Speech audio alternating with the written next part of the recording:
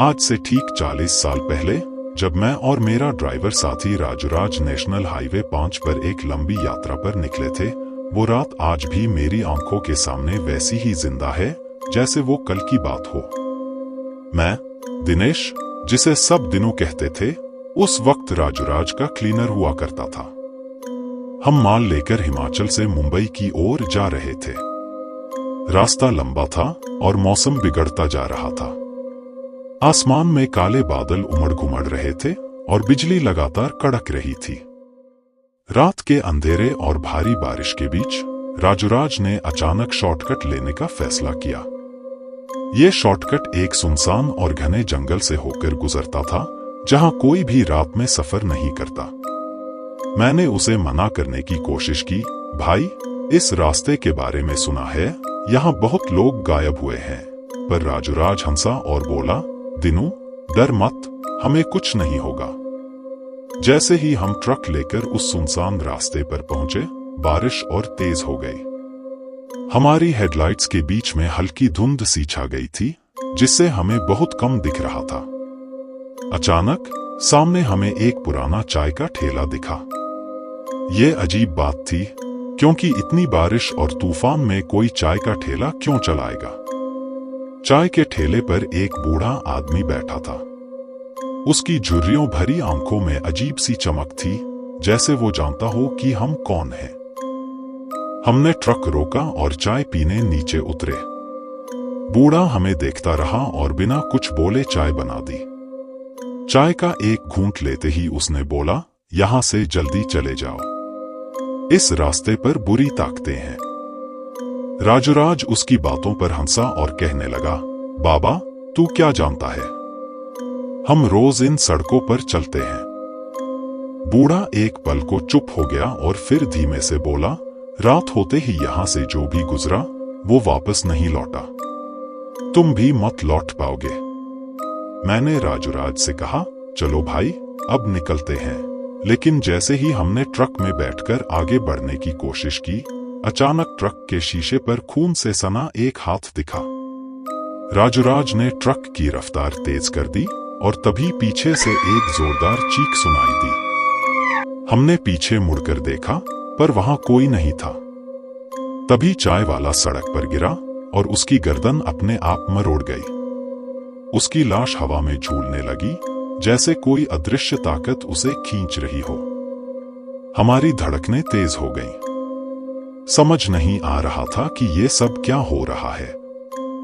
जैसे ही हम ट्रक में बैठे, हमारे ट्रक की लाइट्स एकदम बंद हो गईं। अब सिर्फ कड़कती बिजली की रोशनी में हमें रास्ता दिख रहा था। हम पूरी तरह से हड़बड़ाए हुए थे। राजूराज ने ट्रक की स्पीड और तेज कर दी, लेकिन बारिश के चलते रास्ता और खराब हो रहा था। कुछ दूर चलने के बाद हमें सड़क किनारे एक ढाबा दिखा। हमने सोचा कि वहां रुककर कुछ खा लेते हैं, शायद वहां हमें कुछ आराम मिले। ढाबे पर कुछ और ट्रक ड्राइवर बैठे थे जो भीग चुके थे। जब हम अंदर गए तो वहां के मालिक ने हमें अजीब नजरों से देखा। उसकी आंखों में एक अजीब सा डर था, जैसे वो जानता था कि हम किस मुसीबत में हैं। हमने उससे पूछा, यहाँ के बारे में कुछ सुना है क्या? वो चुप रहा और बस हमें खाना परोसने लगा। बाकी लोग भी अजीब तरीके से हमें देख रहे थे, जैसे वो हमारी हरकतों पर नजर रख रहे हों। जब हम खाना खा रहे थे, तभी बिजली कड़कने लगी और अचानक ढाबे की सारी लाइटें चली गईं। अब केवल बाहर की कड़कती बिजली की रोशनी में ही कुछ दिख रहा था। तभी एक आदमी जो हमारे बगल में बैठा था, जोर से चीखने लगा। उसकी आंखें अचानक लाल हो गईं और उसके शरीर में कुछ भयानक बदलाव होने लगे। राजूराज और मैंने देखा कि उसकी गर्दन अपने आप मरोड़ने लगी थी। अचानक उसकी मौत हो गई और उसका शरीर फर्श पर गिर पड़ा। बाकी लोग डर के मारे इधर उधर भागने लगे। ढाबे के मालिक ने हमें वहां से भागने की सलाह दी, यहां रुकना ठीक नहीं है। जो तुम ढूंढ रहे हो वो तुम्हारे ट्रक में ही है। हम दोनों ने जल्दी से ट्रक में वापसी की। जैसे ही ट्रक स्टार्ट किया, पीछे से किसी के चलने की आवाज आई।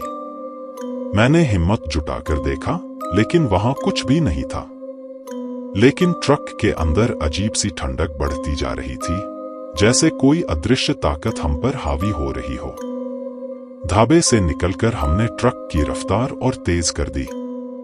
अब हमें ऐसा लग रहा था कि इस रास्ते पर हर कदम पर मौत हमारा पीछा कर रही है। रास्ते में हमें एक टूटी हुई गाड़ी दिखाई दी, जिसमें एक जोड़ा मदद मांग रहा था। राजूराज ने उन्हें लिफ्ट देने का फैसला किया। लड़के का नाम मोहन और लड़की का नाम सीमा था। वो दोनों बारिश में बुरी तरह भीग चुके थे और डरे हुए थे। जैसे ही वे ट्रक के अंदर आए, सीमा ने घबराते हुए कहा, कोई हमारे पीछे है। मोहन ने उसे शांत करने की कोशिश की, लेकिन उसके चेहरे पर भी डर साफ दिख रहा था। कुछ देर बाद सीमा की तबीयत अचानक बिगड़ने लगी।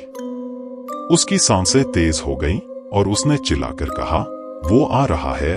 तभी ट्रक के शीशे में मैंने वही खून से सना हाथ देखा जो पहले देखा था। राजूराज ने ट्रक की स्पीड और बढ़ा दी, लेकिन सीमा अब बेहोश हो चुकी थी। तभी अचानक एक साया प्रकट हुआ जो सीमा की तरफ बढ़ा और उसकी गर्दन जकड़ ली। सीमा की चीखें गूंजने लगीं और उसकी आंखों से खून बहने लगा। वो साया सीमा को ट्रक के अंदर से ही खींचकर गायब हो गया। मोहन चिल्लाते हुए हमारे सामने गिर पड़ा, सीमा कहां गई? हम पूरी तरह से डरे हुए थे। मोहन को सड़क पर छोड़कर हमने फिर ट्रक चलाना शुरू किया।